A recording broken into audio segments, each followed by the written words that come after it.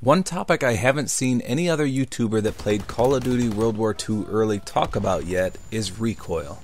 If you browse Reddit or just happen to read some YouTube comments on some gameplay, you may have noticed a lot of people complaining about the supposed lack of recoil. In fact, I just went to one topic on a WWII Reddit post and found 18 matches for the word recoil. This guy here says, "Where's the recoil?" And then someone responds mentioning near zero recoil. Another person states, "The lack of recoil is alarming." Yet another says they need to increase recoil. And it goes on and on. So first of all, I can already tell that none of these people played the game for themselves. They're basing their assumptions off of simply watching gameplay. And I'll tell you right now, you simply cannot accurately judge recoil based on watching someone else's gameplay. You don't know whether they're compensating for the recoil or not. And if they are, you don't know how good they are at it. Now, if you've been subbed to my channel for a long time, you'll know that I like to test things. It should be no surprise then that I did quite a bit of testing in my limited time playing the game.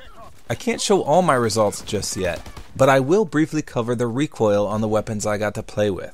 So in the build of the game I played at E3, there were 2 weapons from each weapon category available. So 2 LMGs, 2 assault rifles, 2 SMGs, and so on. Now for some reason or another, in each weapon class, one weapon had low to medium recoil, and the other one had medium to high recoil.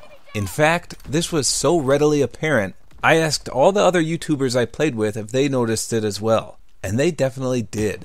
One weapon would shoot sky high and be very hard to control, and the other would be very manageable.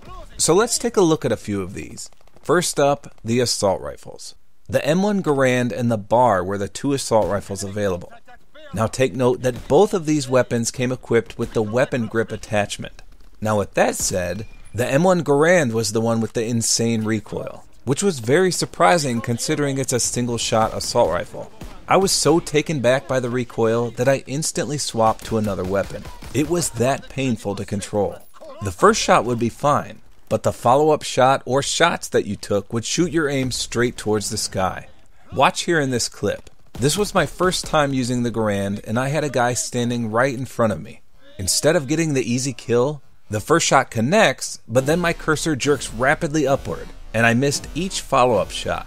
It was possible to control this by shooting 10 times slower than you normally would, but that often resulted in me dying anyway. Now the Bar assault rifle was completely opposite. It had virtually no recoil and was incredibly easy to control. It's hard to tell if this was strictly due to it having the weapon grip attachment, or if it just naturally has low recoil. But again, the M1 Garand also had the grip, and its recoil was pretty high. Next up are the SMGs. The 2 weapons available were the M1928, or the Tommy gun, and then the classic MP40. Both of these weapons did not have the weapon grip attachment. Now just like the M1 Garand, it was the Tommy gun that featured the incredibly difficult to control recoil. Watch here as this guy is at medium range from me. The Tommy gun instantly kicks high and then weeble wobbles from side to side. Now granted, that was technically a medium to long range encounter, but that recoil was fierce enough to cost me my life. Unless I was in barrel stuffing range, I often found myself losing gunfight after gunfight due to the advanced recoil this weapon possessed. Now on the other hand, the MP40 was the complete opposite. Suppressor or not, the recoil was incredibly low.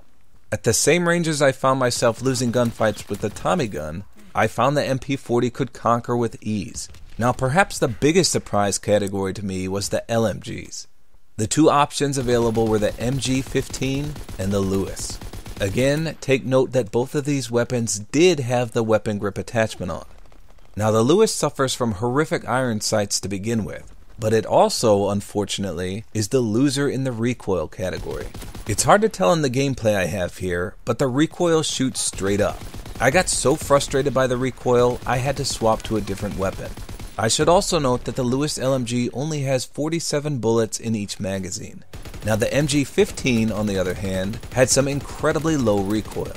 Not only are the iron sights better, but it also has a whopping 75 bullets at its disposal. So less recoil, more ammo, and clean irons could spell a bit of trouble when it comes to multiplayer.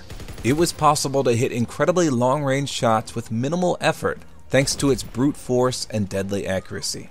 So as it stands now, plenty of weapons have moderate to severe recoil.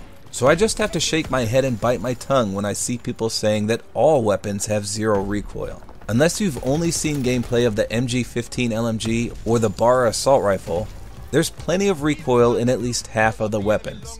The issue this poses is why use any of the weapons that do have recoil, when they all have a counterpart that don't.